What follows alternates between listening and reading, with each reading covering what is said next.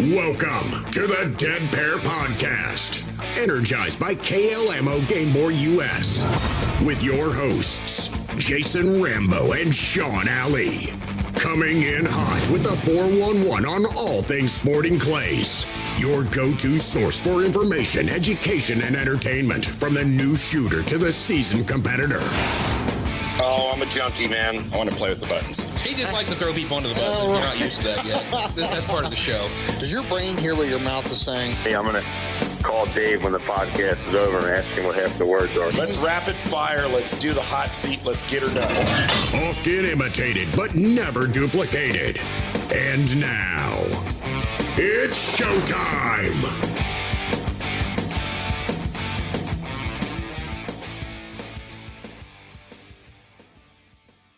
What's up, everyone? What's up, my large mammal friend? We are here back in the studio, ready to get this one kicked off. I'm telling you, this ought to be good.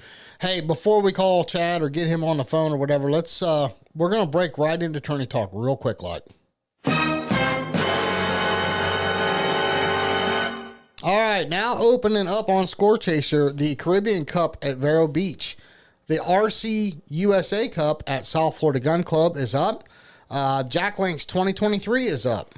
The U.S. Open for 2023, which I believe, Sean, is at Coyote Springs. Yes. It's up and available. And also, Nationals next year will be on Score Chaser. That'd be cool. Yes. So they're moving over to Score Chaser. Are you ready for these questions?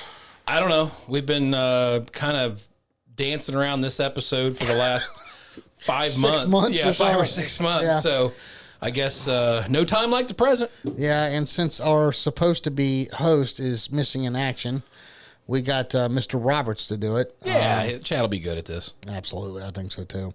All right, well, let's see if he's ready to roll. Got it.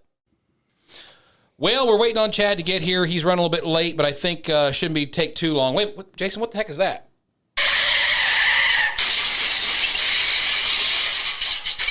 Oh, no. Fire in the water, bikinis on the beach, 4,000 horsepower coming at you live from California. This is RAD Chad Roberts hijacking the Dead Pair Podcast. You have bought the seat, but you may only need the edge tonight, folks. You asked for it, you wanted it, so we're going to give it to you. A dedicated podcast. We're the Dead Pair Gang. So here we are. How goes it, my dudes? Oh, my God. What did we get ourselves into? Chad is here, and he is full of it. Oh, man. What's up, Chad? We're doing good, man. How you doing, brother? Not much. Just hanging out here in Southern California in the nice weather, chilling out. Well, thank you so much for making it tonight. We appreciate it. We've been looking forward to this for months. Well, I've always seen you guys put out there for everybody else. And so I think it's just time that everybody gets back to you guys and talks about you a little bit. don't we feel special? I don't know about that. Well, it depends on the questions and the answers. Without further ado, we'll just go like this. Introducing the beast from the east, the man with the plan. He's large and in charge. He's hailing out of New Albany, Ohio. He shoots in a master class. He's 48 years old. It's Mr. Sean Alley. How you doing, buddy? Doing good, Chad. Thank you. Oh, boy. Oh, there you go. Now everybody knows everything about you. On the other mic, standing at 5'9", it's easier to go over him than around him. He's 49 years old from Mount Vernon, Ohio. He tries to kick it and stick it in the AA class. Mr. Rev Limiter himself, Jason Rambo. What's up, buddy? What's up, buddy? Oh, my God. I have to make those cheering noises for you. I've had a lot of introductions. I've been called a lot of things, but wow. I like the easier to go over and then around him. I don't like that at all. Hey, look, I'm short too, so I get it. So, hey, you guys have been putting together questions from your sponsors, your friends, industry people, your listeners. actual podcast listeners. Yep. So I figured we're going to just jump in tonight and talk about what you guys have going on. Just so everybody knows, I did not read through these. I literally forwarded them to Chad. So the ball is in his court. And I am just reading them now. So don't read them. Don't pre-read them. No. This had no premeditated stuff over there. Okay, all right then, fair enough. We'll let your attorneys review it later. That's not good. That's not Yeah, good. and I'm going to bounce around because I had to look at some of these and just go, wow, this is going to be really fun. So hopefully have a good time. Hopefully everybody doesn't go to sleep on us. Or they drink too much Mountain Dew and eat too many Skittles and pop a heart valve or something. We don't want none of that either. So, Shoot. Oh, geez. all right. I don't care who answers. If you guys want to beat buttons or just jump in there, go ahead and let's do this because I think this will be fun. There's lots of questions here. Some will be very short and quick. Some will be long. Hopefully, there's some stories. You guys been around long enough, so there's a couple stories, hopefully, that come along with each of these questions. Oh, So, there should be. Yeah, there should be. I hope I'm so. sure of So here we go. Let's start with an easy one. What do you guys think is the best part of doing the podcast? All right, I'll take that one first. For me, and I don't want to sound cheesy or anything, like I really love hearing from our listeners that somehow we've helped them. Whether it's, having a celebrity on, like a top-level shooter, or maybe we've discussed a gun manufacturer or chokes or something of that nature. But when people come up and say, man, we really appreciate what you're doing and we listen to your show and we look forward to it, that to me is like the ultimate payoff. Honestly, I just really love hearing that from our fans. And it's humbling to know that many people actually care and listen to what we were doing.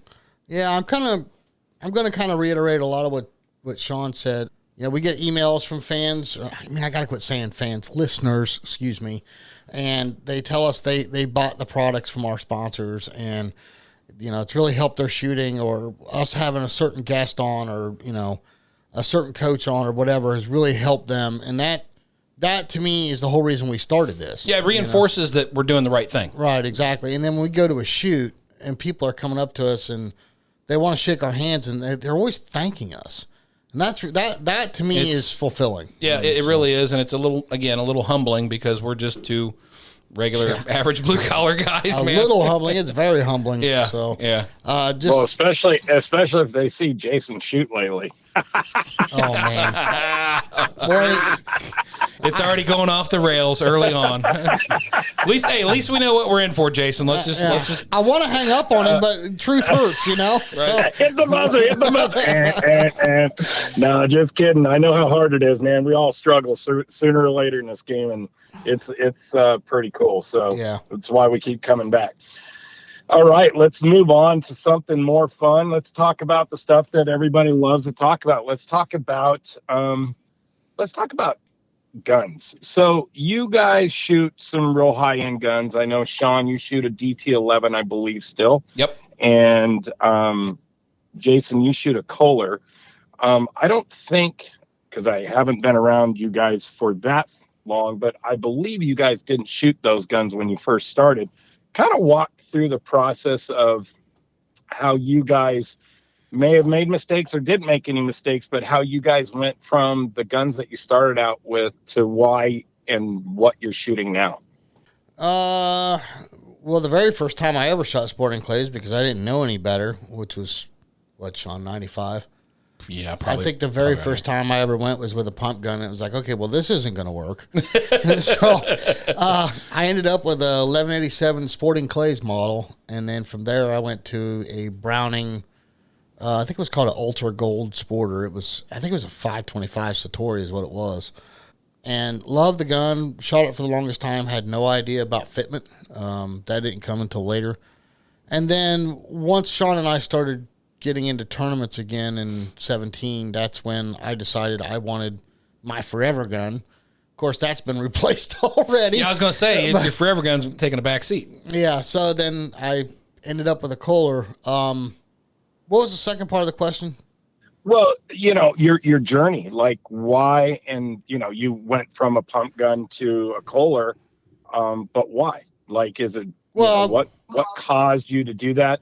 How did you know to go buy a better gun? And was it word of mouth? Did somebody just drag you by the ear down to the store? Because if I remember correctly, you guys didn't have podcasts earlier on in your shooting careers to be able to listen to and get good advice from. So obviously there's gun club pros and stuff like that, but what did you guys do? What made you decide, and how did you go about that? Or did you make some big mistakes going through that process? So everybody was shooting an auto back in the early 90s, mid 90s. And so that's one of the reasons I went from the pump to the auto, right? And then it broke on me a couple of times. And then I really got into reloading.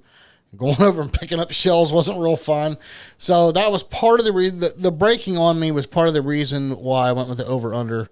And not only that, they did not make such a quality over-under as they do today, like, for example, the A400. And then, so that's the reason why I went to the over-under. And then, like I said, everything kind of took a back seat there for quite a while. And then when we got back into it, man, I really wanted a high-end gun. I wanted my forever gun, and that's why I went to a Kolar. And then, of course, like I said, I made a mistake of going to a high rib. Now, it's not a mistake for everybody, but it was a mistake for me. Then I went to the Max Light, and that gun will, my daughter will get that someday. But as far as advising me or anything, really, I mean, back in the 90s, my dad wanted me in an over-under right off the rip. I just couldn't afford one.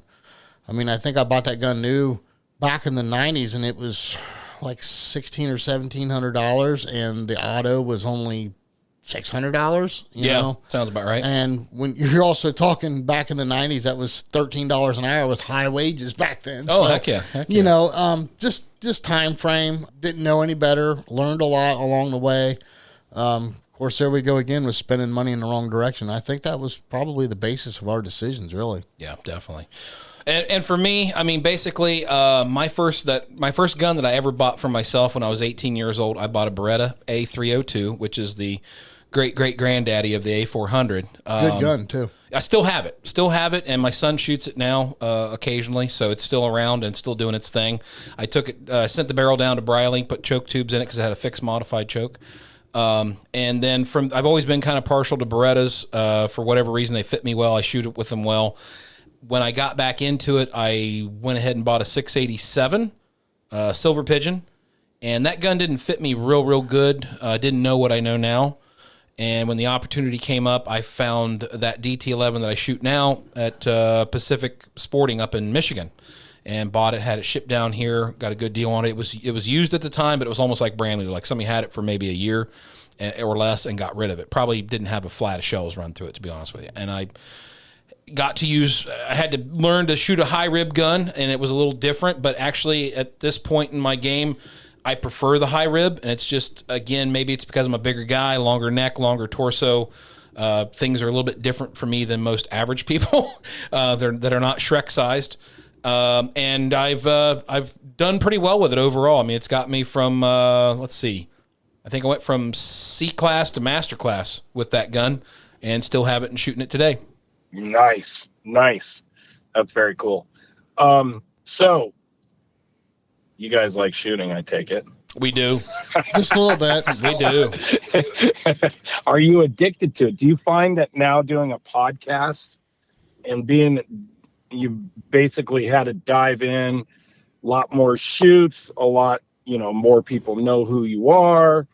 You guys are now kind of a household name amongst a lot of shooters and people within the sport. Do you find that the shooting part of it is still just as fun, knowing that you're now part of the industry as a whole and doing what you guys do? I'll go first on this one. I will say 110%. I would rather shoot than do anything else as far as in the industry. I mean, I know the podcast is important, but if you gave me a choice, Sean, you could either do the podcast for the rest of your life or you could do shooting for the rest of your life. I'd pick shooting hands down. Easy decision for me. I still enjoy it. Love breaking clays. I'm a competitor. I'm a very competitive person. Always have been, and it's what drives me to get better. My answer is going to be the exact same. We agree. Exact same. We agree on something? Are you saying we agree on something? I don't even know what to say to that. I'm waiting for some sparks to fly, and it's like, no, I agree with that. I'm very passionate about it. I mean, Chad, you've gotten to know me here over the last few years, and Sean's known me forever. I'm either 110% wide open or I'm not in it at all. Well, and let's face it, the podcast is work. Oh, yeah. The podcast is nothing but work. Don't get me shooting is fun. Yeah, don't misunderstand that though. I still get excited I knew this morning when I got up, we were coming in studio tonight, and I still get excited about that. I mean, like, I look forward to it all day long. It's all the work in front of and behind the podcast that's not so much fun, and boy, is it a lot of work. Yep. But I still enjoy doing it. Never once did Sean or I do this podcast for fame or notoriety. I tell the same thing to everybody. I always wanted to be rich and never wanted to be famous. Now I'm famous and still broke. So I think the word's infamous. Yeah, infamous. Infamous, yeah. You got to put that in front of the famous. Yeah, right. Gotcha. So, Go ahead, Chad. No, I'm done. Nope. Okay, you sure? You want to say so. more? You said you gave me a butt, so no. Yeah, but no, So I still enjoy doing the podcast. Good. So speaking of it, since you kind of moved along with that story into the actual podcast, here's a new question for you guys. Where do you see the future of the podcast or your business going within the next 5 to 10 years? What do you see or want to see done with the podcast, or do you think it will run its course and it'll be something different? I know myself, I'd like to incorporate a lot more video. The problem is we're still learning the audio side of it, which was a big learning curve for Sean and I. This is something that's totally out of our realm, not something we do for a living or have done before. So all of the editing software, the equipment, everything, it's all new to us, right? And we're still learning it. And we still learn every time the mics go hot in the podcast room. Now we're diving into a whole nother avenue, and video can be 10 times more, what's the word I'm looking Involved. for? Well, involved, but complicated. Yep. Than audio can be when you get down to the technical side of it. So now I'm trying to learn all of that. I would like to, if it gets to the point where I get a little bit more knowledge in it and I can get a little bit better at it, I'd like to expand a little bit more video stuff. We'll always have the audio podcast, always. Yeah. But the video, I think, it's kind of fun to do it. And it kind of puts faces and personalities a little bit better with the voices that everybody hears. We've got a big bunch of feedback every time we've done a video. So I'd kind of like to expand into that more in the next 5 years. Yeah, and we've kind of kicked around the idea of actually making the podcast a video podcast. The problem is me and Jason have faces for radio. And so that's an easy fix. We just get Lucha Libre out. We're good to go. We're good to go. I'll get Macho Man to come back and we'll have a good time. Sweet. Sweet. Oh, man. So speaking of the podcast, wow. 2 questions. We'll do the first one.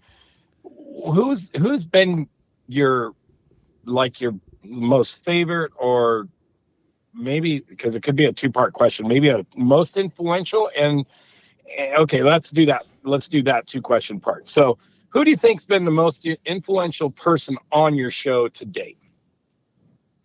You'll make me go first on this? Yes. Yeah, because I'm gonna make you guys pick somebody, and it's not I don't want a 1, 2, 3 and when you say influential, what are we talking about? Like, well, we talk about shooting, right? So who's been? You have to remind him why he's here, Chad. No, it's what I'm trying to get at. I get what you're saying, Sean, but I just want, who do you think has been the most influential? I know where you're going with it, Sean, but overall, just an overall person that has gone on there, talked, and you think is just super influential around the whole package. I think hands down, my very first, and it's a close first and second for me. I think my very first pick would be Anthony, because I think anything that man says, most people in this sport listen to because of his level of experience and his success. And then right behind him, David Radulovich. Those 2 guys, it seems like no matter when we have those guys on, people want to listen to them. And in that regard, I'm going to say that they're probably 2 of the most influential people we've had on the show. Love it. All right, okay. Jason. So that's a tough act to follow for those answers. But I will say that first and foremost, I have enjoyed having every single guest we've had on here. Really, I have. Absolutely. Oh, jeez. No, Lord. Shut up, Chad. Lord. Shut up. No. I will say that, a lot of what Sean said I agree with, as far as, the level of talent, how intelligent they are about the sport with both Anthony and David. But there's also, I'm more of a character side. And don't let this get to your big head any more than it already is, Chad. But I've really enjoyed having you on because of the character, the personality that you are. You got a big personality. Anthony, if you want the Rain Man of sporting clays, you call Anthony Matteries, okay? Nobody's going to – I don't think when it comes to either coaching or shooting, anybody could break things down the way he has. But if you want a wild and fun personality, you're going to call RAD Chad, right? Absolutely. And that's why I asked that question. Like, in what way are we talking about influential? Hey, you can't take back your answer. I get it. At least I know whose side is on my side. Oh, jeez. Here we go. Sean's getting thrown under the bus again. All right. But no, I mean, blew it, buddy. Yeah, apparently I did. But no, in all fairness, that's a tough question to answer because there's so many unique things about every single shooter, every single guest that we've had on. So it's hard to say when you say the most influential, well, okay, for what? For coaching, for shooting, for manufacturers, for equipment? I mean, there's just too many avenues to answer. That's kind of a broad question that gets a broad brush. That's why I asked it, because the second part of that is like, who's been your most favorite guest that you've had on, and that might be somebody completely different. And actually it is. Yeah. My so favorite, who would that be for you, Sean? Well, oh boy, the most entertaining guest on, and Jason's going to hate me for saying this, was having Ben Hustwaite on. I think that was the most entertaining podcast we did because we got so much hate mail. No, I got the hate mail. You thought it was fun, and I got the blunt of that one. I know you did, but I mean, let's put it this way: Ben pulls no punches. And he's that guy. He's just, everybody knows what he's all about. And whether you love him or whether you hate him, he's Ben Hustwaite. He's a character. Everybody knows who he is. And he was just a ball of fun to have on the show. And again, that was just me being entertained by having him on. Yeah, that was definitely fun to listen to. He's definitely a character for sure. Yep. Okay, so let's go on to some other questions here. Let's get into some kind of fun stuff, a little rapid fire maybe. Sean. Yo. You're first. Okay. There's a question and there's a little story about this because of what has been going on. What is your best and worst score recorded in shooting? I'm leaving. We're going to need that big edit button here from Jules. Yeah. So I will go with my worst score first. At an actual registered tournament about 2 years ago, I was having probably the lowest point in my shooting career. I was way over analytical, just couldn't get out of my own way, and I shot a 43 on a tournament in Cardinal. And Can I stop you? Were you an A or double A then? I think you had just gone double No, A. I think I was in B class. No, you were higher than that. I don't think I was. No, I think you just went to A.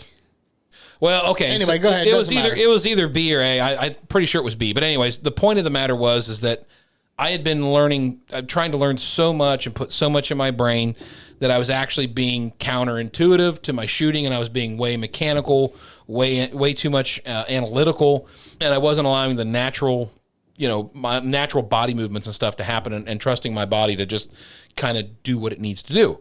And so that was my worst absolute score. And, obviously I went home and did a hard look. And then shortly after that, finally flipped the switch and came back around.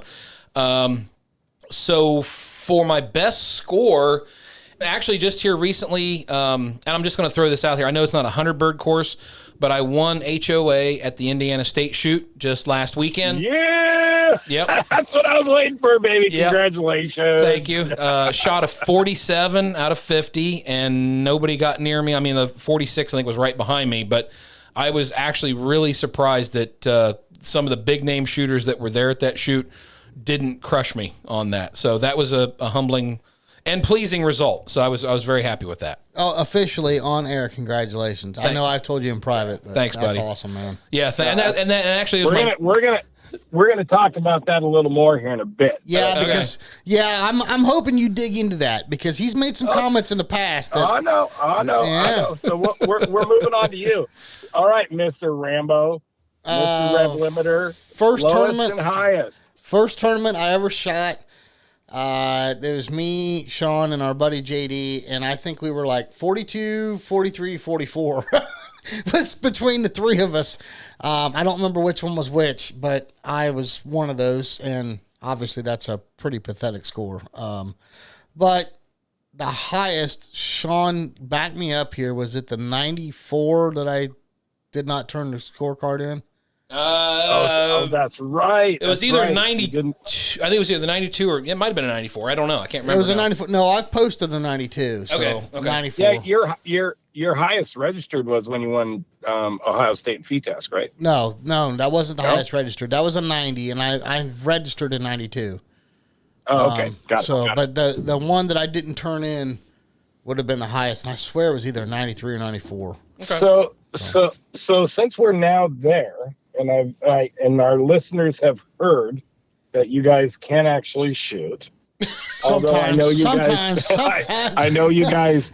I know you guys don't necessarily give out advice about shooting and stuff. That's why you have your pros on and all that stuff. But let's talk about something, because I have heard both of your stories about Jason. I think you've said to me multiple times that you don't necessarily want to be a masterclass shooter. Nope. And I have heard from Sean that he would not, because of his job and what he is and who he is, that he cannot compete. Oh, boy, is this going for a circle now? I'm circling the wagons, baby. You can't see the look on my face right now. Yeah, that you could not compete. And this has been multiple times on air, actually, that you could not compete with the best in the business. And, the way I look at it, I don't care if it's a 50 bird event or a 100 bird event. But I mean, I believe you had Mr. Hitch at that shoot. You had a couple big names. I wasn't going to name any names, but I beat a couple, three well-known shooters. I think it's nothing against them. It just goes to show you, and this is what I preach about all the time as a coach, is that there's 24 hours a day. Doesn't matter what you do for a living. You can work a full-time job. You can do all that stuff. You can have 9 kids and, crazy home life, and you can compete. And you just proved it. And I want to really have you congratulate yourself internally and externally for that job well done, because of what you have said about yourself in the past. And I just want to let you know that you now can do it. So I cannot and will not accept you ever saying that you can't anymore. See, I was leaning more to the blind squirrel finds a nut every once in a while, but No, I think you don't just go out and shoot a good score, and not, I think there are people that can do that, but the work has to be done somewhere along the line. Within a person's career, regardless of what that is, the work had to been done somewhere. Can I chime in here, Chad, just for a second? Yeah, absolutely. So the weekend before, we were both at Cardinal Center, and we shot the Buckeye Cup. And Sean was hot. I mean, like, going into the last day, he started off very well, only dropped a few here and there, and then he started running stations. And I mean, it was like, he ran probably, I'm going to say, Sean, 6 or 7 stations in a row. Yeah. Maybe dropped 1 or 2 after that, and then the wheels came off, the axles flipped out from under the truck, and the frame dug in the ground. Yep. All that quick in like 2 stations. On the final 2 stations. Yeah. Dropped 6 birds on the last 2 stations. Right. So I saw it coming. Okay. And Sean's always had the ability to stay very level-headed. He doesn't get wound up like I do. He's usually like a diesel truck where I'm more of a top fuel dragster that I'm either going to blow up in the first 3 feet or I'm going to make it to the finish line first. Boy, wow, did I just give my own self-analogy? That's a heck of an analogy there, Jason. You did. You did. I'm just sitting back going, yep. But no argument from Chad. Right, but I saw it coming, and I knew, first of all, let's back up. Chad, you've never been there. Sean, was I right what I said in the podcast we did last year when I went down to the Indiana, down to the farm, Bobby Brooks' place, sporting club at the farm, excuse me. Was I right what I said about the landscape and how beautiful that club is? That is a absolutely spectacular club, and I urge anybody that has a chance to go there and shoot, you will not be disappointed. So, but I knew if Sean put his head in the right spot, he's familiar with that landscape. Kind of a, was I right? Kind of a hybrid Hill and Dale / Eagle's Nest type. Yes. And I knew if Sean went down there, he could perform well. And I knew if he went down there with the right mindset was what I was trying to say. And he did. Yep. And he lit it up in Super Sporting. He lit it up at 5-stand. Didn't do too bad in FETASC either. Did really well in FETASC. 42 out of 50, so it wasn't too bad there. Right. And then, it all went to his head and his hat wouldn't fit. And then he, ate turds in the main. So, but it's, Wendell Cherry has talked about this, about somebody getting hot, right? But I don't think Sean is the splash in the pan type of guy like I am. I have my moments of brilliance and lots of stupidity in between. So Sean's more even keel. Do you understand where I'm going with this, Chad? I mean, you're a coach, but chime in here, buddy. Yeah, I think that, it's experience. It has a lot to do with it. You said it yourself, it's a similar terrain as where he's used to. And I've had coaches tell me, over the years, like, when you're at a station, think about a station that you shoot at home that's just like that.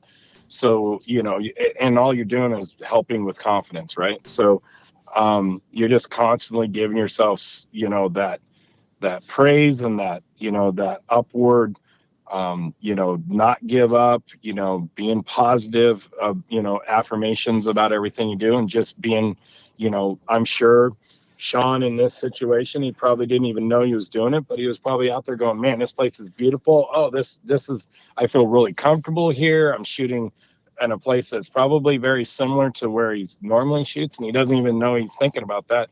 And it just worked that day. And some people will say, flash in a pan, the sun shines on a dog's butt once in a while, right? Yep. I think that's true if somebody doesn't know how to assess themselves. So they can recreate that. So I think in your case, Sean, because I think you're more analytical than you think you are. Well, that's scary. That's scary. Yep. And trust me, we'll get into it when I get out there and visit you guys. But I think you're more analytical than you think you are, based on how you work with your job and the multitasking that you have to do. You just don't know because you do it so much and so fast and so often. And I think that, the release of just going out and shooting, gets you to calm down a little bit. And yeah, you're an even kill guy, that's just a trait of a person that can help them in certain situations, right? Everybody has their traits about them, and it's just, you seem to be finally figuring out how to work with all those traits in your concept of shooting and how you run the gun. And it's obviously paid off. And I just think it's really cool. And, and let's switch over to the other guy. Jason's been struggling for a long time now. He's just very conscious and very analytical, but very conscious about that. And I think it's even to a point where he's never had to think about some of this stuff before. And now, for me as his, coaching him, I'm making him think about some of this stuff to help him in the long run. And I think in Jason, you, in your case, look what you did last weekend. You didn't even think you were even close to winning, and you ended up winning. So, yeah.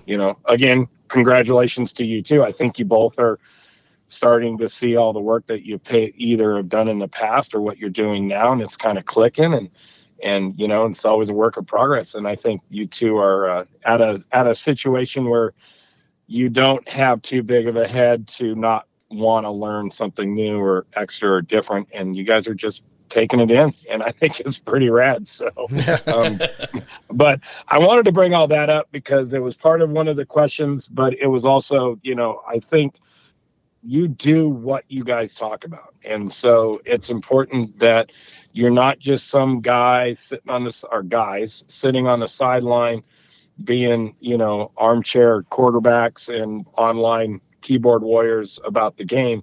You actually participate in it. And I think the listeners like to hear that. hear what you're doing. No, I mean, most times when we go home from a tournament, we both beat ourselves up to death because it's like, well, we could have done better. We shouldn't drop those 5 or 6 birds. Blah, blah, blah, blah, blah, blah, Sure. you know, just over and over and over again. So it is nice when finally things come together for whatever reason that was.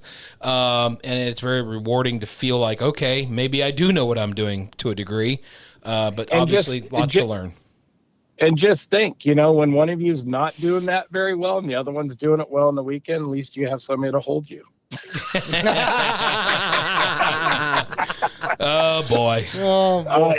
Hey, look, when I come out for Ohio State and I'm just shooting bad there, Sean, I need you to come hold me, okay? Okay, all right. Oh man, They're Chad. I'm not They're touching that. I'm not it's touching okay, that little with a buddy. 10-foot pole. All right, so let's move on to some other questions here. All right, so you're talking about shooting grounds. You guys are getting more experience. You've actually been out. You played in some different areas. What's the? I guess you could use the word exotic, but what's the most exotic or coolest place that you've actually shot clays at? Go ahead, Jason. Well, this past weekend, I think that's what it was. I was in Colorado for the Bighorn Blast. I was there doing some filming and didn't even take my gun. And the entire club is all in the mountains. I mean, it's just, I don't know how else to explain it. I mean, we're talking traps that are 120, 130 yards out, and probably elevation difference from where you're standing to where the trap is probably 200 feet. And to throw that target and it land 30 feet from you and you miss a mile in front of it because it looks like it's so far out there and it lands 30 yards in front of you, you know. Man, that was so cool, though. I just can't wait till everybody sees those videos because that was really cool. That's the most exotic place I've shot. Yeah. My answer is not so fun. I mean, honestly, being an Ohio boy, the probably most exotic place I've shot is Florida. Anytime you can see palm trees and sand and stuff and you're from Ohio, that's exotic. So that's it. Not a real big answer for me, unfortunately. It's pretty cool because I like that area. The first time I was ever down in Florida, I was like pretty stoked on their terrain out there. Oh, yeah. You can't beat that, man. No. Especially in the wintertime from up here. Yeah. Wait till you guys get out to the West Coast and get you in the desert. If we're allowed to shoot out there. Yeah. One of these days. No, not in California. We'll go to Arizona. Oh, okay. A little bit more desert. Yeah. Gotcha. Yeah, you'll be able to shoot here. All right. So moving on, let's talk about, man, we're going to circle back a little bit, but since we're talking about shooting and exotic places that you shot or best places you shot, if you were at a tournament and it's the coolest tournament you ever been at, and you had a celebrity, a pro athlete, another shooter, it doesn't matter who would you want to be squatted with? And you get 2 people because the other 2 are you 2. So, okay. Jason, who would be 2 people you would put on your squad? Well, I know what Sean's going to say, so I won't steal his answer. Okay, can I give you 2 answers for each?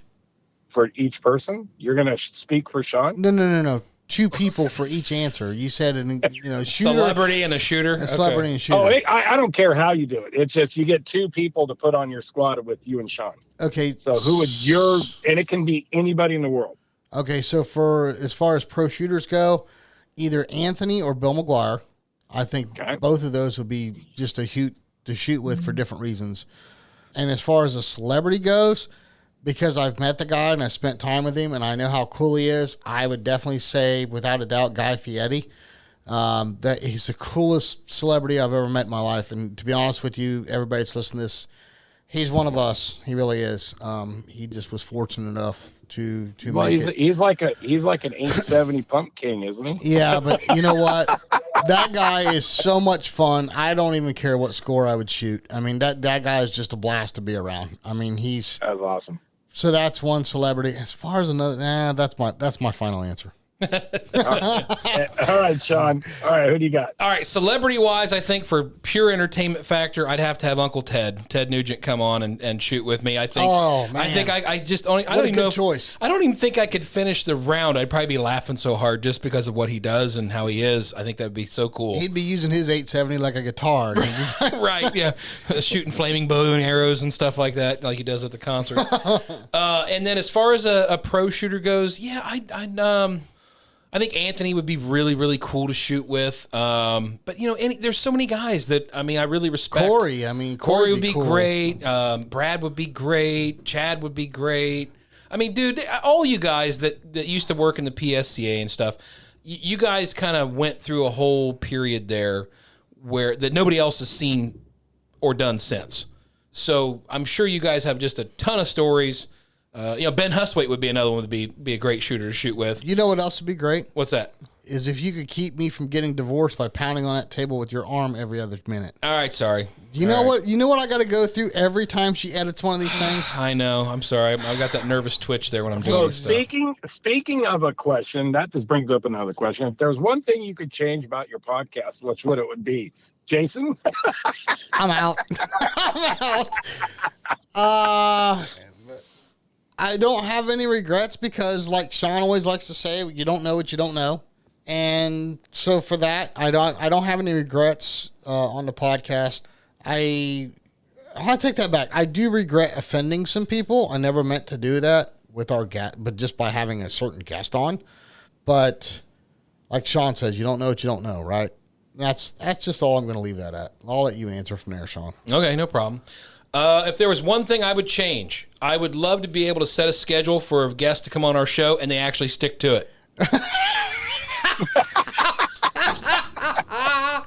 Yeah, that's never. That's awesome. You got a better chance of winning the Mega Millions tonight, brother. Let me tell you what. Yep. The only person I'm excluding from that list is Anthony. That man's a machine. Oh my God! If you tell him he's on at 7, he's calling you at 6:59. What the hell are we doing this? Are we doing this or what, guys? Okay, yeah. Hold on, Anthony. Hold on. I wasn't late tonight, wasn't I? No. Oh yeah. See, even 3 hours behind you guys. I'm in the past. You're in the future, bro. Whoa, man, that's getting a little trippy. Whoa, man. A little trippy. Okay, so let's moving on. Boy.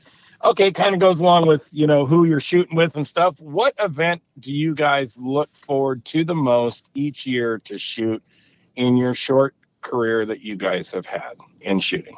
Go ahead, Jay. No, I know you're going to say. So. We're going to say the same damn thing, so it's your turn. Okay. So both of us are probably going to say the night shoot at Cardinal because that shoot is nothing but fun.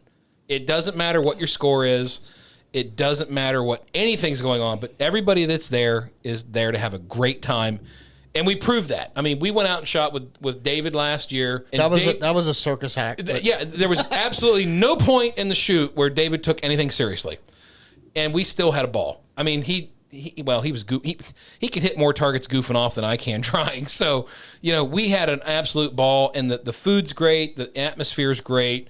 I mean, whether it's blowing 20 miles an hour with snowflakes or if it's 65 degrees and you're able to wear T-shirts, it's a hell of a thing to be out there at night shooting targets, burn barrels going, and just it's a great atmosphere. Everybody that goes there, I don't think I've ever heard anybody say a bad word about it. The only thing I'll add to that, yes, that is my favorite shoot that I look forward to. This past year we set the prelim. It was a dead pair prelim, and that was so much fun. It was. I had fun out there with Nick and Jake, and I think Leslie even rode along with us. Yep.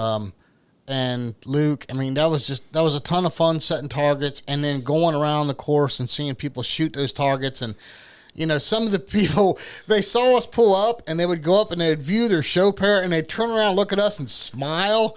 And, and then others would give us the angry eyeball. And then we were told number one a couple times. Yes, we did get to see the number one. We didn't get to see the number one sign, but no, it was, that was really cool. That made it more fun. That put another little element in there that made it a little more real for us. Yeah. Did you get your double rabbits on that one? No, Jake wouldn't let us throw double rabbits. We were on the true pair of rabbits, and he wouldn't let us do it. Yeah, we had to do that at the Jack Links tournament earlier this year. Yeah, that's what I wanted to throw. And as soon as I saw that on the show pair at Jack Links. I was like, I looked at Sean. He's like, you wanted to do that, didn't you? I was like, yes, I did. But Well, speaking of setting targets, since you guys set that, have you guys or either one of you thought about actually ever going to Anthony Matarice's target setting school and do one of his deals out there? actually, I got with Anthony at the U.S. Open, and I am on the schedule to do that in December. You're gonna learn so much. Dude, I'm taking a notepad, a recorder, and studying everything that man says. Flash photography? Yeah, well, yeah. Okay. Yes. If he farts, I'm writing it down. I would like to go take a lesson with Anthony. I don't think I have too much interest in the target setting, though, unfortunately. I don't know how much you would benefit from that. Even Anthony says that. It's really not geared towards shooters. Right. I think his mental class, Chad, you've taken it. Wouldn't everybody benefit from that one?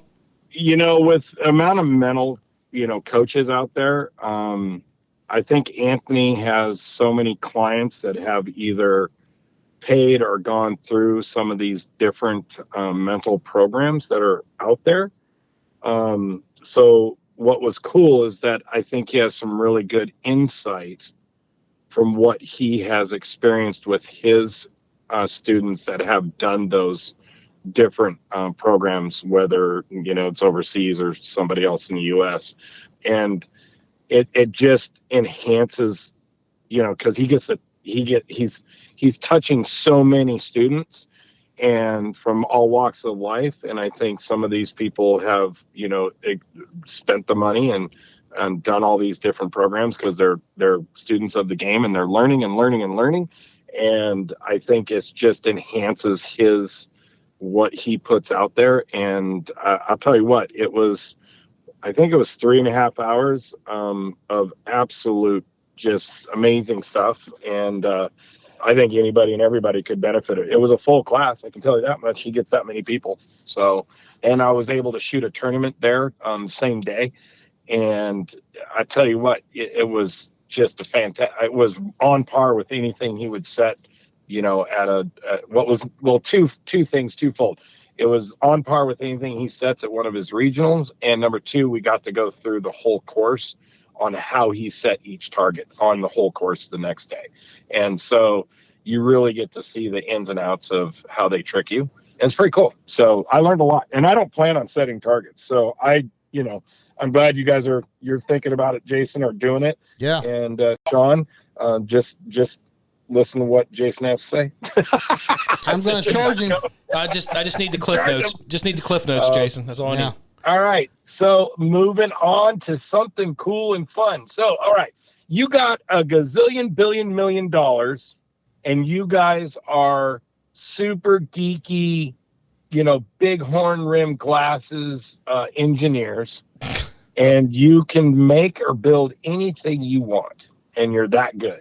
What do you think could be made that would really help a lot of shooters in the game? And also, if you think there's nothing there, what would you think, or what do you think the next biggest thing would be, or is coming down the pipeline? As far as you guys targets? get to build. No, anything. You got a bunch of money, and you're engineers, and you're smart, and you can do anything you want. What's like something that's going on in the game that you could make something that would fix it, or enhance the game, or change the game, or maybe it's the next biggest thing that we go into the future? What is it? Me first? Yeah, you go ahead. Okay. It's funny you mentioned this because I just had kind of a thought over the weekend. I went and saw the movie Top Gun at a movie theater. Oh, good God. Okay. Great movie. Yeah, it was a great movie, and definitely a lot of flashbacks from my youth of the original Top Gun and all that stuff. Anyways, my point is this. So you cannot shoot targets out of an F4. I didn't say that. Now, hold on. Now, listen. Here's an idea, and if somebody takes this and runs with it and makes millions of dollars with it, please cut me some kind of a check or something. If you imagine a movie theater and you imagine the screen, I thought, wouldn't it be cool to have an indoor shooting facility where you could have like fake target loads? I don't know how you would shoot them, maybe plastic pellets or something like that, and you'd be able to shoot them at the screen and have an indoor practice facility where you could actually take your gun inside and shoot these loads that would shoot the screen. The screen would have sensors on it, and you could practice actual trap shots and whatever else you wanted to do digitally indoors, and especially here in Ohio in the middle of the winter, like January, February, when it's terrible and nobody wants to go outside. How cool would that be? Basically, imagine a movie theater and you're shooting down at the screen. You know they have indoor sporting clay facilities. I know they do, but I'm just saying, thinking about the digital side of things. Like you could have a movie experience. You could go out there. You could shoot in Hawaii. You could shoot in Alaska. You could shoot in Scotland. You could shoot in Russia. You could shoot in Japan. And all they do is play a movie clip. And basically, you move your gun. You try to shoot the target just like you normally would. I think that would be super, super cool. I think you fed into the thick brim glasses thing, nerdy thing a little bit too much. Dude, Chad asked me to geek out. I geeked out. So there it is. So, okay, my answers... I don't mean to burst your bubble, but there's already something that you can do indoors for sporting clays, which is all laser done and on a big screen. Well, we don't have it here, so that's my... No, you can buy it on. You can buy it online. Brad Kidd has. Yeah, I saw that. Okay. It doesn't let you go to Japan, but it is shooting. Gotcha. And it is practice. I have a couple students that actually own that system because of where they live. Winter, they shoot a lot of skeet indoors on that. Obviously, no recoil and all that, and it's all laser done. But yeah, it's interesting that you said that. I think maybe that's the future of the shooting world in itself, right? God, I hope not. Right? Well, what about you, Jason? Do you have anything? I know. No motorbikes, please. My answer is a little bit more practical. So obviously, Chad, I got my modular tower design that I came out with, which is available now to the public. I just don't have pictures and videos loaded yet. But anyway, no, I think I want to invent a Batu machine that will rotate a Batu 6 times between leaving the trap and hitting the ground. Why? Because 3 or 4 people aren't angry enough at going to the U.S. Open. What do you? I want to see it go from credit card to broadside to credit card 6 times before it hits the ground. You're a sick son of a gun. Yeah, I don't know. But you guys are weird. See, this is what happens when I ask a question like that to newbie guys. Newbie guy? Oh, man. Hang up on him. No. We got to finish the show. Keep him going. Keep it going. Yeah, we got to finish. All right. So that was weak. I mean, I'll give it to you. That was weak? It was kind of weak. Sean's was pretty cool. Maybe the question was weak. That's how it stemmed, Hey, I didn't ask the question. You tell the person that wrote that. Oh, there you go. Right. Come on, dude. All right. So, which then brings me to the next question. What do you think is how would I say this? What do you think is the greatest challenge for a new shooter that comes into the sport then? With everything that we have available to us at our fingertips for shooting, what is the biggest challenge? You're pointing at me again. You go ahead. I want to hear this. You know what? Looking back as when I started, there were things that I thought I knew that I later discovered that I didn't know, and things I thought I understood that I didn't understand. So I think the biggest challenge for a new shooter is to go into, if you're going to start shooting registered tournaments with the NSCA, I think you need to leave your ego and what you think you know at the door. And I think you just need to be open-minded and say, look, there's a lot to learn before you even begin to scratch the surface of this game. That's what I think is the biggest thing they have to overcome. They have to just kind of sit back, let it happen, and then once you get through it enough, you'll start to learn what there is to learn. Yeah, I think a lot of it, too, is falling into the trap of reading everything you read on Facebook and Shotgun World and all that kind of stuff, and boy, can you get thrown in every direction. And realizing that spending money does not fix problems. Yeah, I think throwing money at it is probably the biggest trap that they fall into, is thinking that this choke or this shell or this gun or whatever is going to make them go out and shoot lights out, and it's just there's no substitute for burning powder. No, nope. It really isn't. Because you can give Anthony an 870, and you can give a newbie pick whatever gun you want. Right. Perazzi, Beretta, Kolar, Krieghoff, kick their butt. And Anthony's going to kick their butt. So, and I think that's the ultimate answer. Wouldn't you agree, Sean? Is thinking you can throw money at it and fix a problem. No, it all takes work, dedication, and learning. Yep. To get better. That's what I think. So how would you guys, with that being said, this new person comes into the game and they there are a ton of people that go out and shoot sporting clays, a ton. The statistics say that there's, millions of shooters out there that shoot clay targets, but we only have a certain amount of, registered target shooters. What would you guys say, or what do you think can be done to expand the participation in the clay games or clay shooting in general? I'll take that one. I think if you listen to our last podcast that we did with Brett Siebert, he had a lot of ideas about that, and I think those were a lot of good ideas. First of all, especially with the economy the way it is right now, I think backing tournaments down from 100 to a 75 bird tournament is a great idea.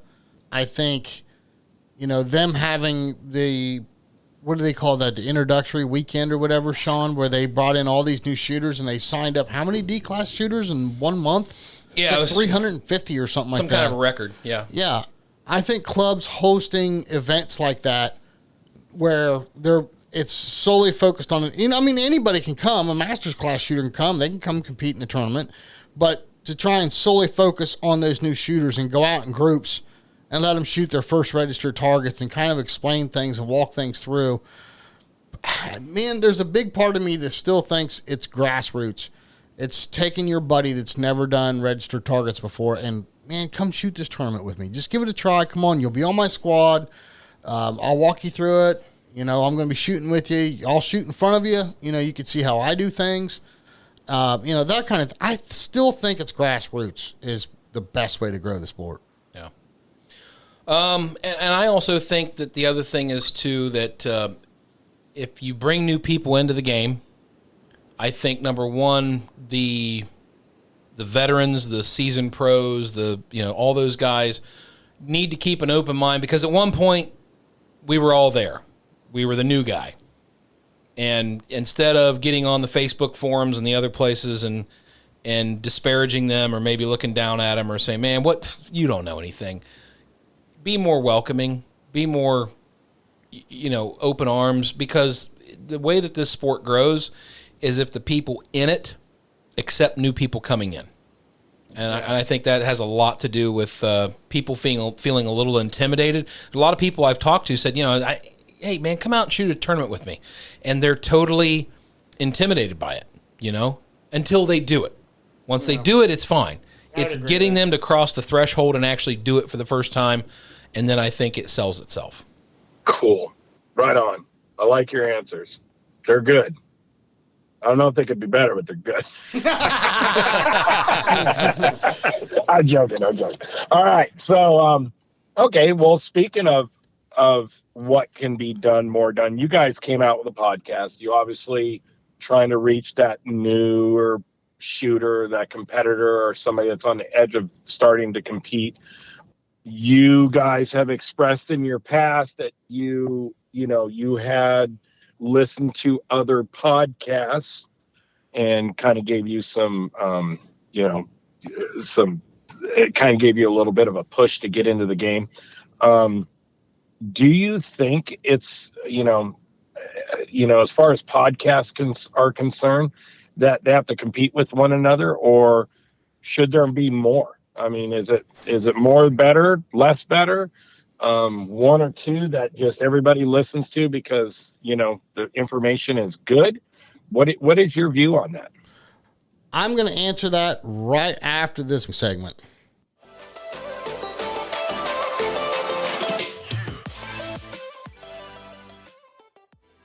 All right, on the phone with us for this Rhino Chokes segment is Maddison. Maddison, how you doing?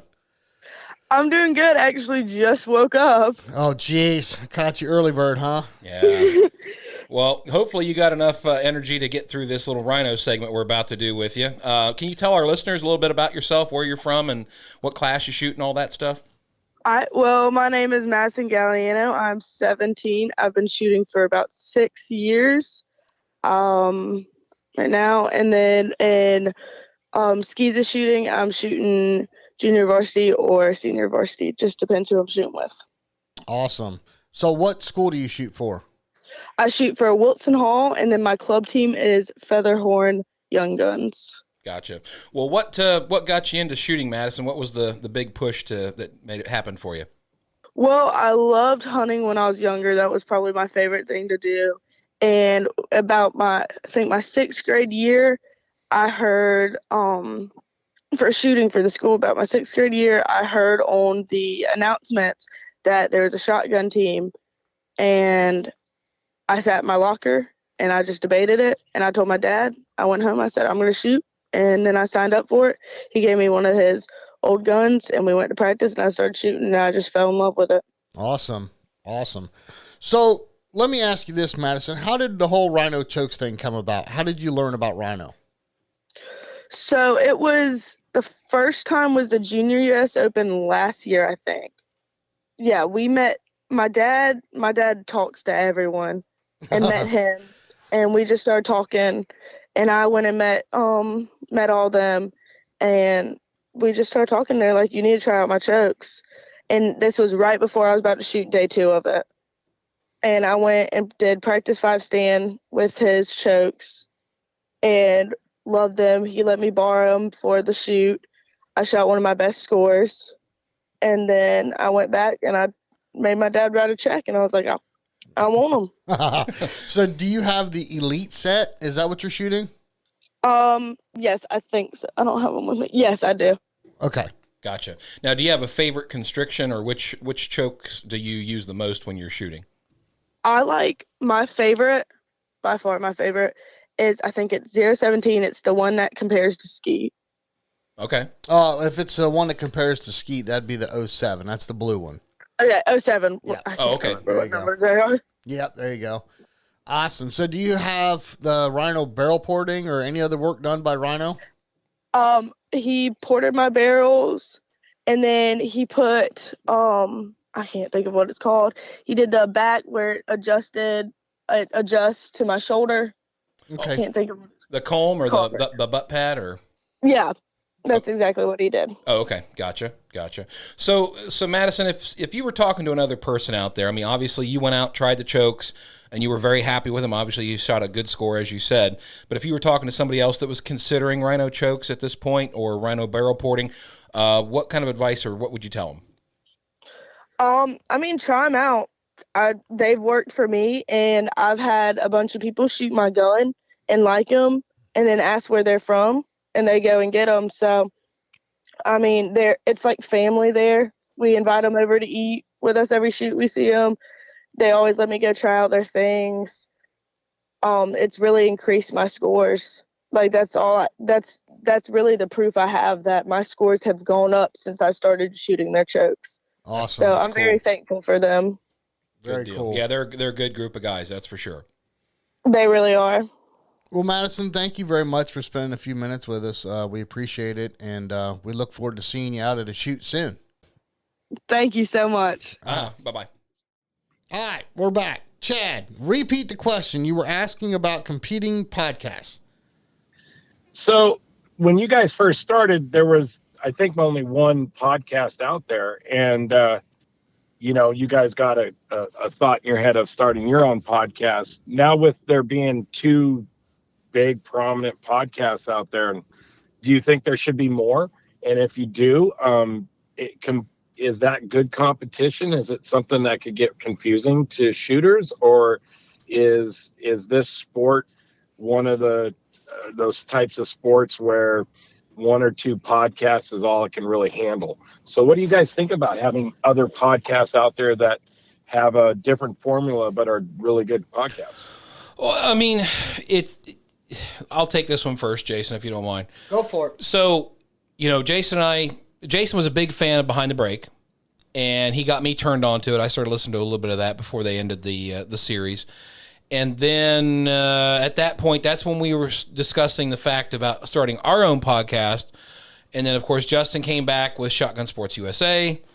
We're doing the Dead Pair podcast. And since then, there's been a couple other podcasts that have come along. The Clay Lab guys. I've seen a couple other YouTube channels that are focused on, some kind of a clay theme, whether it's trap, skeet, whatever. And I think there's plenty of room out there for everybody.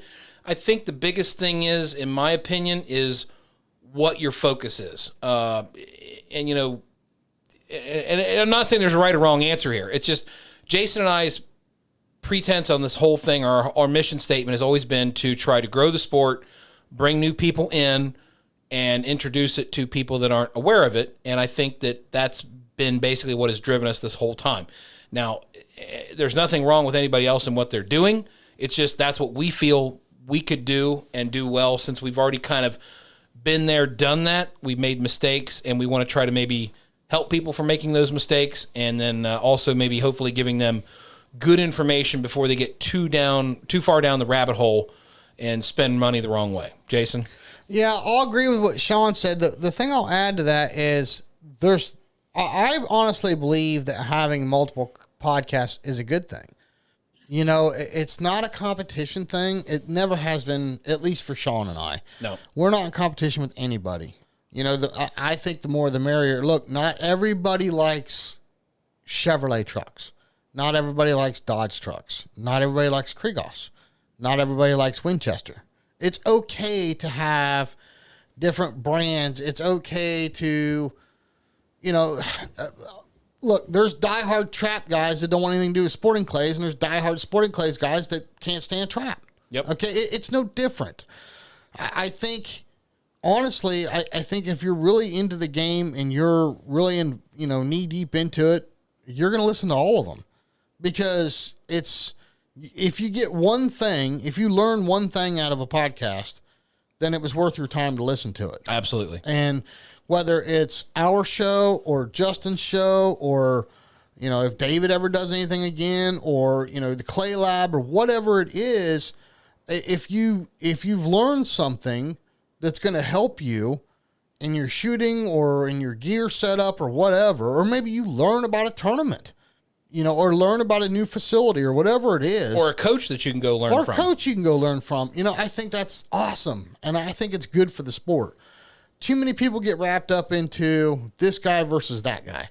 That's not us. Okay. If that's their opinion, that's fine. They're entitled to their opinion, but that's not us. If there wasn't any other podcast, I think me and Jason would be doing exactly the same thing we're doing right now. Yeah. What somebody else does doesn't change our schedule, doesn't change our outlook, doesn't change our mission statement. Right. Agreed. Awesome. So let's kind of change gears and talk about you guys a little bit more, get a little bit more deep. So I have heard that Jason, and even you, Sean, you guys used to do some mud racing stuff. That's all part of being an Ohio hillbilly. So explain how the both of you were doing it. Oh, Lord. And what you were doing in it. Oh, my God. Number one, there was alcohol involved. Okay. Okay, let me just stop you right there, because my wife told me I'm not allowed to use the excuse that my defense is I was unsupervised.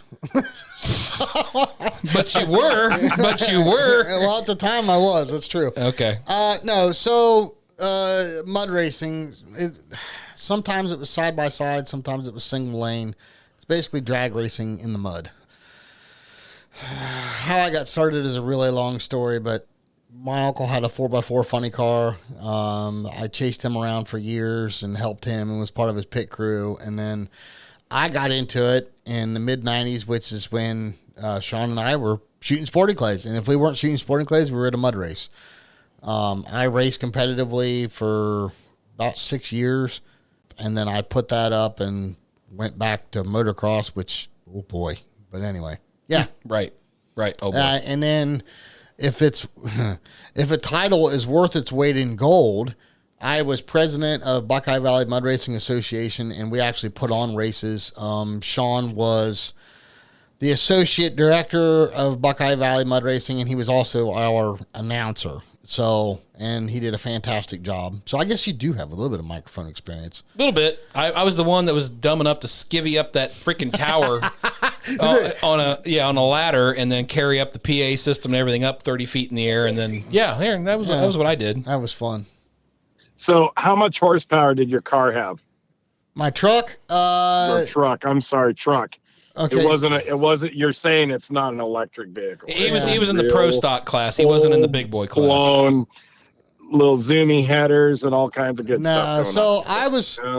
It was at the time that I raced. It was Class 3 NMRO, which is National Mud Racing Organization. We were limited to steel heads. Couldn't run any aluminum heads. Had to have a stock style suspension, which meant leaf springs, no coilovers and 4 links. Had to have a stock frame and a stock appearing body. So we had fiberglass front clips and all that stuff. I had the biggest motor that was in that truck at one time was a 572. The last motor that I had in it dynoed 930 horse, and then I had an additional 350 horse shot of nitrous on top of that. So it was a wild ride, to say the least. I mean, you come off the trans brake and you carry the front end 3 feet in the air all the way through first gear, and I mean, it was a wild ride. And Sean was voluntary pit crew. So did you wear overalls and a tank top and an open face American flag helmet? No, America. No, we had full on fire suits and 5-point harness and all that jazz. I mean, it was pretty legit. I mean, nowadays it's real legit. I know people watch Street Outlaws and think, wow, 950 horsepower, that sucks. Well, back then, in the mid-90s, that was big money. Yeah. I mean, that motor with nitrous was 1,250 horsepower, 1,300 horsepower, and you were limited to steel heads. I mean, that really, you had to put a lot of money in that motor to make that kind of horsepower. Nowadays, you can buy stuff off the shelf that will do that for probably a fraction of the money that we spent back then. Absolutely. And again, we're going back to $13 an hour wages. So, I mean, it was everything I had. But no, it was fun. Glad I did it. Great experience. But shooting sporting clay is a lot safer and a lot cheaper. Absolutely. So okay, Sean, back before you did all that, I have heard you tell me that you played football. So who'd you play football for, and what position did you play? I played guard and tackle, guard the water bottle and tackle anybody that came near. Now I played for many, many years, and I played even a year in college. I had a lot of recruitment opportunities to go to some bigger schools. And I just, back then that was what you did. We were in Ohio. I mean, good Lord, Ohio State Buckeyes, everything else, football. Ohio is a football town, just like, Texas and several other places. And being a big guy, I really didn't have a choice in the matter. I was going to play. Nice. And then Jason, I know we always have little side bets for all you listeners out there, but I'm a big motocross fan. Even though I come from the BMX world, because it was definitely a lot cheaper. But you actually were racing a lot in motocross back in the day. Is that correct? Yeah, I did. And I raced a lot. That was probably the best shape I was ever in my life, and it came the closest to killing me. So there you go. I broke my neck in 4 places, my back in 3 places, all in one crash. Well, they do say a cage comes with age, right? Yeah, with age you get a cage. Yep. So and I got one. Trust me, I had a halo bolted around my head. So. So you guys did a lot of that. That's good. So it's not like you just were shooters like David Radulovich, where they started 8 years old, don't have a real normal life. No. You did a bunch of other stuff out there before you got into the game. Cool. I did, cool. but it's funny because there's certain things I picked up from each discipline, and I bet Sean, if he had to think real hard about it, picked up something from football that he took in right into sporting clays. It's funny because we try to think of sporting clays as off on our own little island, but there's so many things about it that tie into other sports.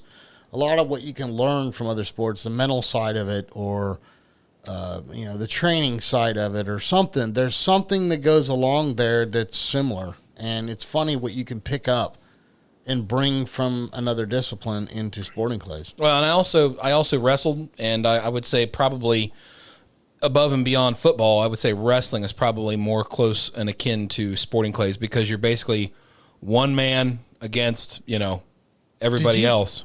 Was that sumo wrestling?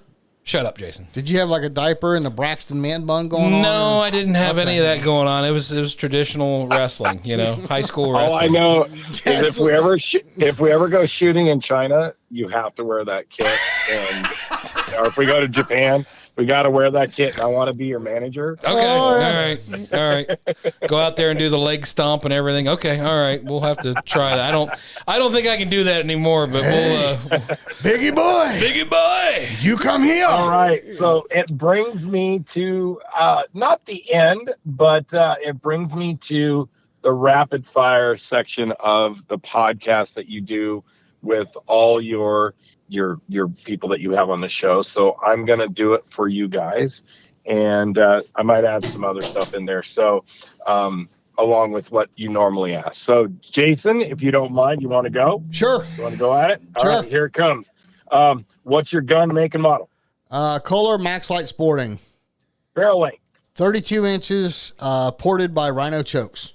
What kind of chokes do you have on it? Rhino Chokes, and my go-to constriction is their Elite Series 17,000s, both barrels. Are you on what gen 2 or what is it's your the choke called? It's the Elite Series Elite chokes. Series. That's Yeah. right. And you said your go-to constriction. What's the shells of choice? Game Bore White Gold, which are 1,300 feet per second, 1 ounce, and I'm an 8s guy. I love me some 8s.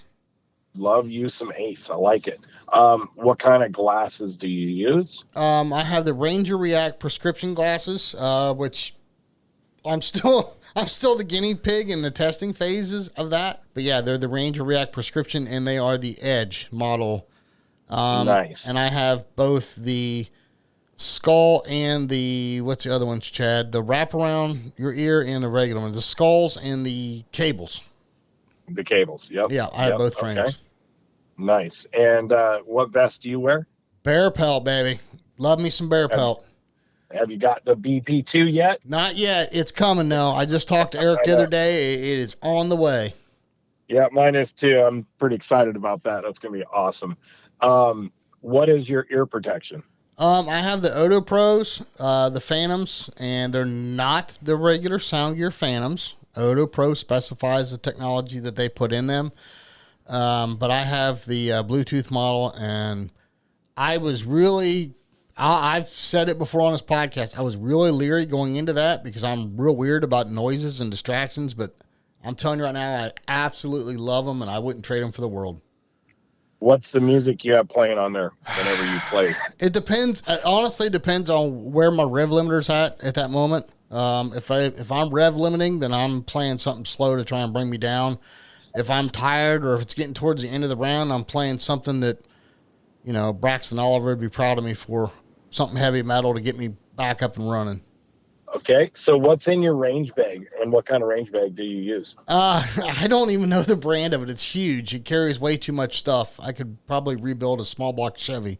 All the stuff I carry. No, I stole it from Brad Kidd. I'm a huge fan of the rosin bag, especially in hot months or if we're down there in Florida. Palms get sweaty. I absolutely, I stole that from Brad, and I absolutely love it. That rosin bag has been a huge help.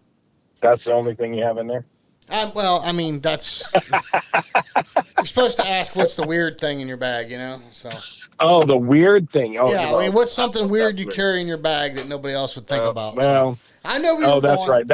That's what it is. Okay, that's right. That's the question that you're supposed to ask. All right, so flat rib or a high rib? It's a ramp tapered rib, so it's kind of a mid rib. Ramp tapered. What kind of shoes do you wear when you shoot? I may or may not have had guidance from somebody on this podcast right now into some. Sean's laughing at me over here. Into what are they, Chad? What brand are they? The Adidas. You damn right. Ultra Boost. Yeah. I'm back and forth. I'm between those and the Under Armours. There you go. Stretchy shorts or jeans? Well, that depends on the temperature. It's always hot with you around, isn't it? Well, I didn't want to be the one to say Oh, it. gee, don't give him a. Oh, never mind. Never mind. I'm glad you recognized it, Chad. I'm glad you brought it to light for everybody. Sean's rolling his eyes over here. I'll roll your head on it. I deal with it every damn day. So yeah, I cannot wait till a listener says and calls you out on it. When we see them, they're gonna be like, "Are you hot right now, Jason?" You damn right. I'm always hot. There you go. All right. Favorite motorcycle brand? Honda CR250F. Helmet. Oh man, I got so many of them. Shoei. All right. Gear. I was sponsored by GS3. They're gone and out of business now. I don't know, man. I've had some really cool gear that fit real well. I really like the Thor stuff. There you go. That's my boy right there. All right. Obviously, you have a big truck. Big truck or little car? What's your go-to? Big truck, because if I get mad, I want to run over stuff. There you go. Golf cart or side-by-side? Side-by-side. The curved hat. I got to have a curved hat, dude. If I'm shooting a Shondell, I can't have a flat bill. It throws me off. Party out back hair or short hair? In the 90s, it was business in the front, party in the back, but all that's gone away. I'm high and tight now. Nice. All right. I guess that's it for you. I don't have any more. You can come up with something. Can I ask you one quick question? You're not supposed to, but okay. Okay. How many cases of Jerry curl do you go through a month? With your flowing, I go through wonderful my hair. flowing locks. I go through, as my mom calls it, the flowing locks. I go through 2 4-ounce buckets or whatever they're called, little things. So 8 ounces. I love it. Are you a Dapper Dan man? It's super pomade to hold it. Right, yeah. Are you a Dapper Dan man? No. Oh, man. You know what? I'm just like, I do a lot of like a Layrite, or there's all kinds of brands out there, but the stuff they do on Dollar Shave Club is pretty good. It's whatever you're into. It's whatever. I just like a good barber though. Oh, there you go. A good barber. Yep, absolutely. Okay. All right, Sean, over to you, sir. Yep. Gun, make, and model. Beretta DT11 ACS version. Barrel length. 32-inch, Rhino porting, and Rhino chokes. Which model Rhino chokes? I also use the Elite series. The 17 is my favorite. I also bumped down to a 7 for close stuff. Nice. Shells? I'm a 7 shooter, and I do the white gold 1300s. Nice. Glasses? I have the Ranger Reacts, the Falcons. Cool.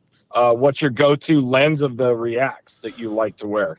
In full sun, I use the dark version. And then when I get in the woods, if it's a little bit overcast, I go to the medium lens. I don't use the light lens very often unless I'm shooting like at night or dusk or something like that.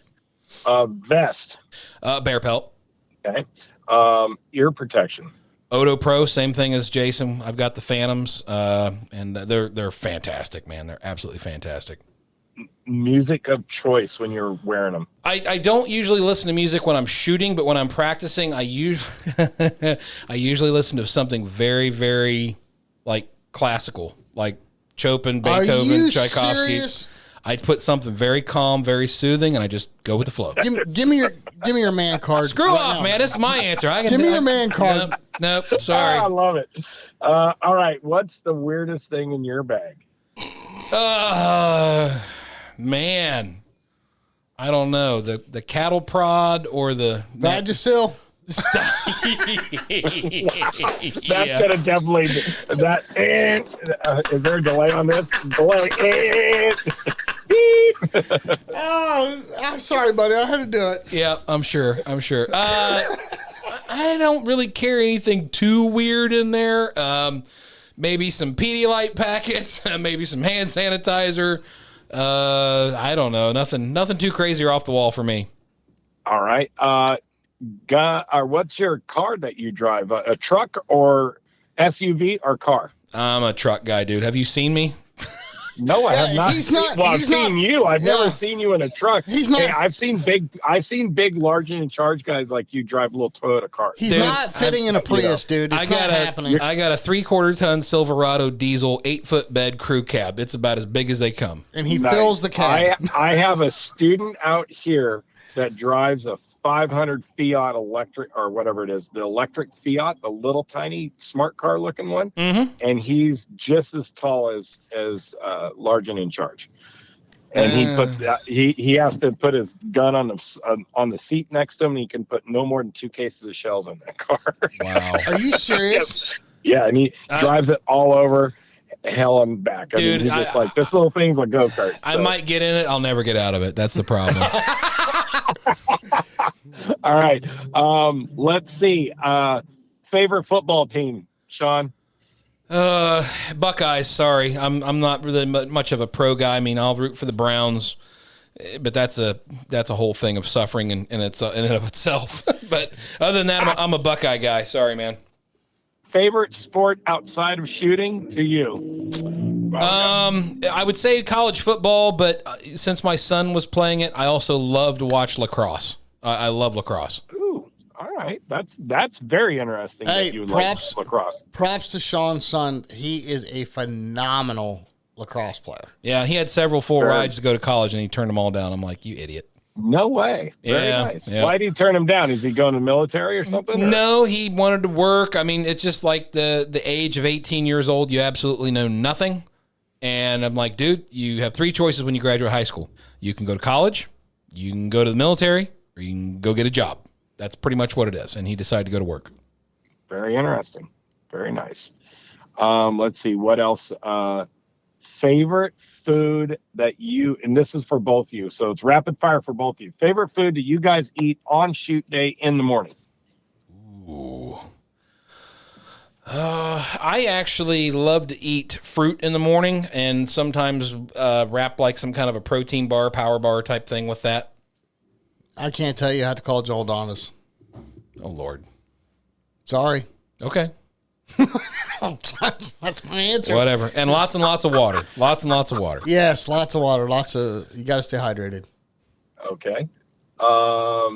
Water bottles that you buy or a reusable like bottle, like a hydro flask or anything like that. You guys use those? What's your go-to? Oh, Lord. My wife just got me the biggest water like thermos thing that I've ever seen. It basically looks like a small portable tactical nuclear device. And it holds probably 2 gallons of freaking water. I mean, it takes a man and a child to lift the thing, and it's great. I actually drank that whole thing on Saturday at the Indiana State shoot because it was so freaking hot.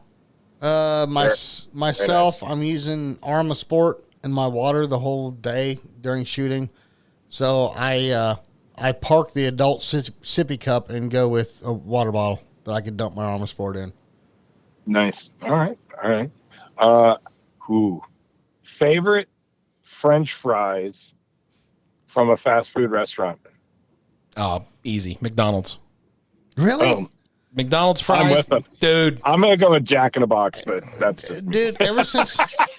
Well, this will tell you how old I am. Ever since McDonald's changed their oil, nah, I'm more Wendy's now. Okay. I'm still... Your Wendy's fries? All right. I'd rather have a Wendy's burger, but I'll take McDonald's fry any day of the week. All right. Let's see. What else? I don't have anything else. I don't know what to say. Except thank you for... I'm out of words. Chad's out of words. Lost. My brain just went completely blank. I don't know what to ask you guys. You guys have done such a good job talking about yourselves and what you do. I'm hoping everybody out there gets a little bit more of an insight of what you guys are about. From an outsider looking in, it's been an absolute pleasure to be around you guys. I think you guys are a breath of fresh air to the sport. You make it extremely exciting to be around you guys when you are doing stuff like what we did at the U.S. Open with all the interviews and the videos and just the people we've come in contact with. It's really, you guys really steal the show, in my opinion.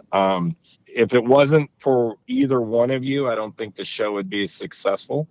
I think you guys are just an absolute team.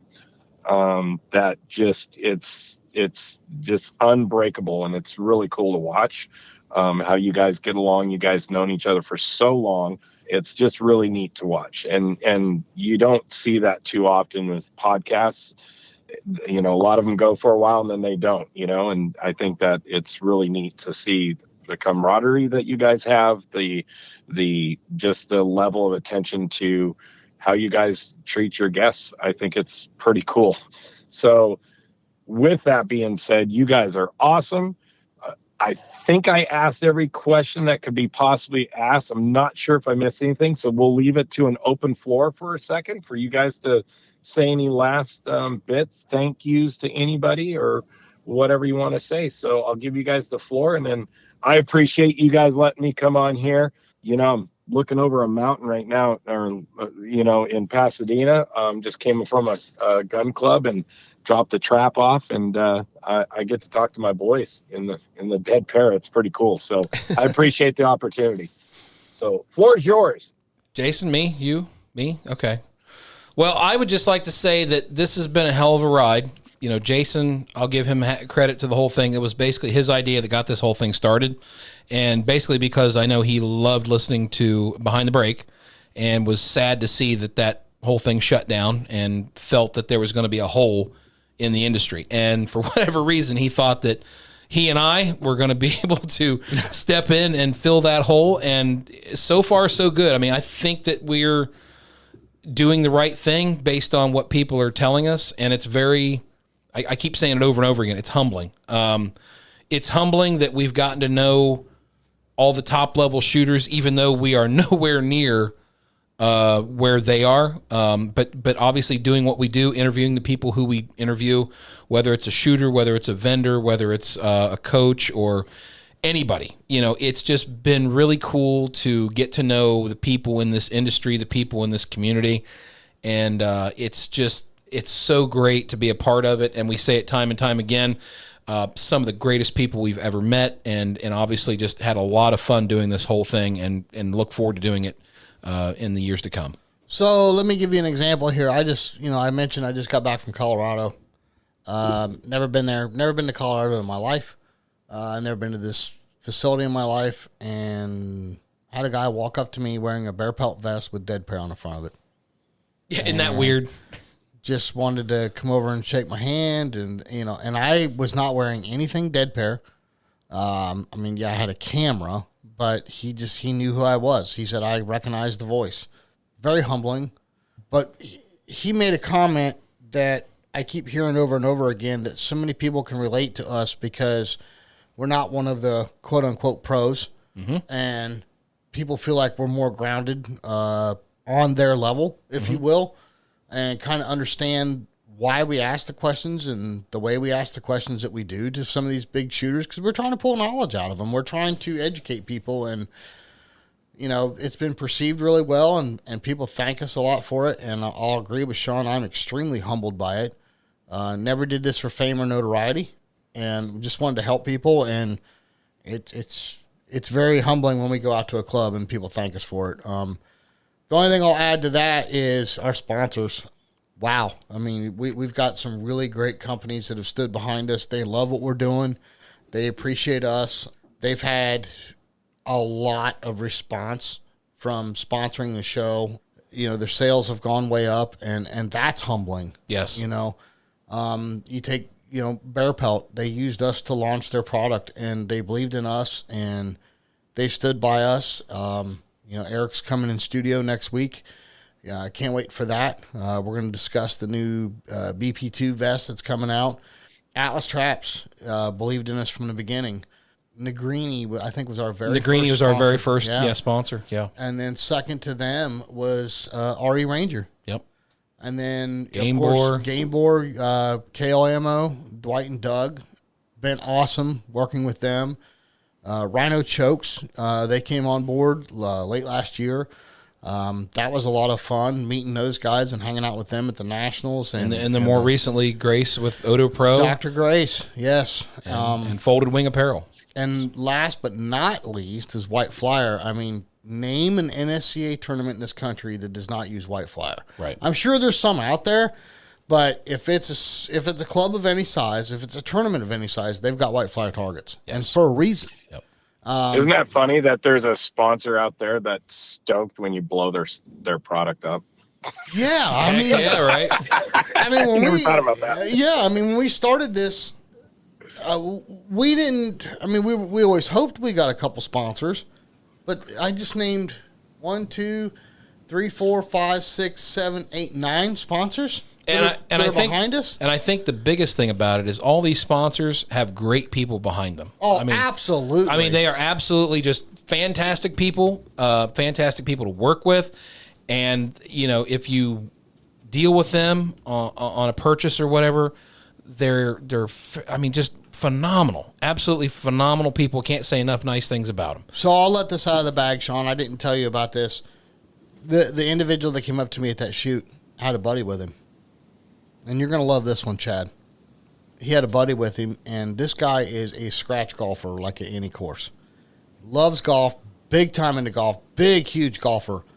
He parked the clubs for a shotgun in January, and he's gone from E class to B class because of this podcast. Wow. And when he told me that, I literally, my knees started to buckle. I mean, I was like, are you serious? And he goes, dude, I absolutely love what you guys are doing. And I was so humbled by that. Yeah, and I think that's probably the biggest thing I want to thank is the listeners, because without the listeners and without your support and without you guys pushing us to put out new content and get more people on and discuss the topics and give us ideas, I mean, this show wouldn't exist. I mean, we do it for you guys, and you know, hopefully what we've learned we can pass on, and the people we bring on, you can learn from them. I mean, it's like anything. You want to be able to say, okay, we made some mistakes early on. We had some problems early on. There was nothing there for us to help us when we got started, Jason.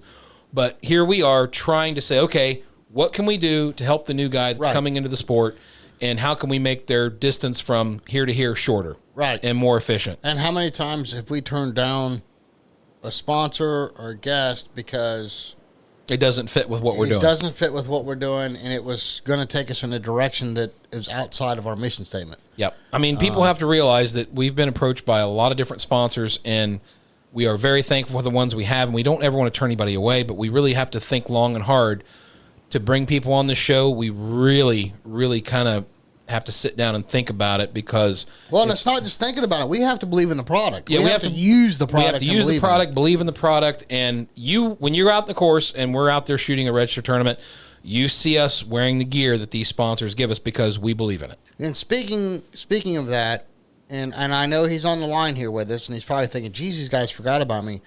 Chad Roberts sponsors. I didn't forget about myself. No. But Chad Roberts is a sponsor of the show, and I'm going to tell everybody right now, and I'm not tooting your horn here, Chad. Don't let your head get any bigger than it is.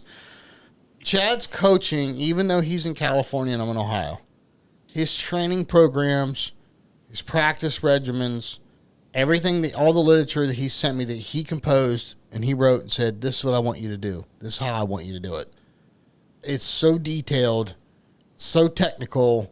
I think it would rival that of some of the top coaches in the country. Absolutely. Now, my results haven't shown that, but that's just me implementing what I have learned. Okay, it takes time, like Chad said. Yeah, and like I told you earlier, it has shown, because you came around, you won the event. Yeah, recently, I mean, but it takes. What I'm there's saying you like I said, you guys see it. Well, look, I'm just a product of good coaching. I've been very, very fortunate to be good friends with Zach Kinbaum when he was living here in California, and he took me under his wing, and I owe him a lot.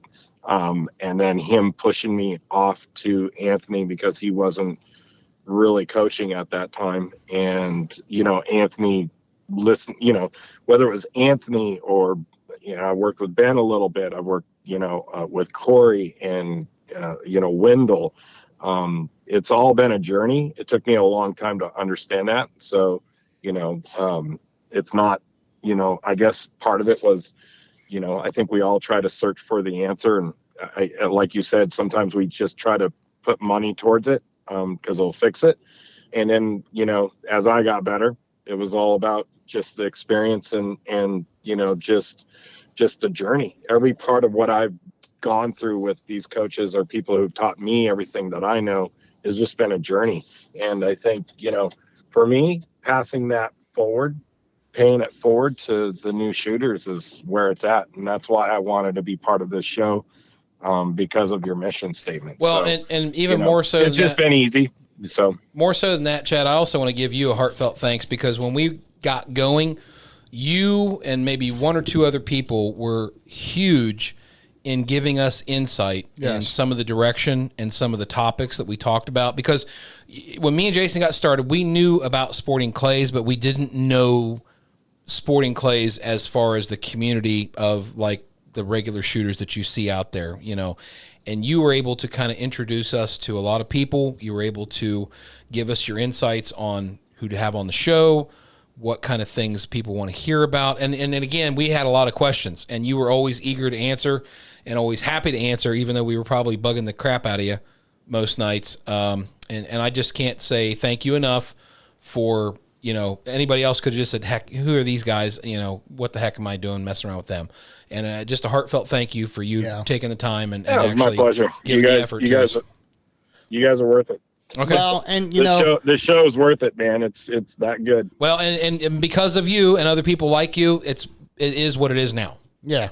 So hats off to you guys. We're only growing because of people like Chad that have contributed, and our sponsors that have contributed to ideas and guests and directions from them. So thanks again, Chad. Appreciate it very much. And your ideas, I mean, my goodness, we got some really cool ones coming up, right? And we don't let the cat out of the bag too much, but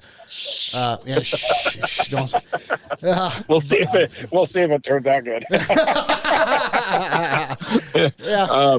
No, hey, listen, man. It's to me, it's just all about being rad, and you guys brought that out on me. I mean, I got to thank you guys for, kind of making me dig back down into myself of who I really am and what I'm about, and that's been me from day one. So, RAD Chad is there's a lot due to you guys, but it's just fun. It's rad. It's a good time.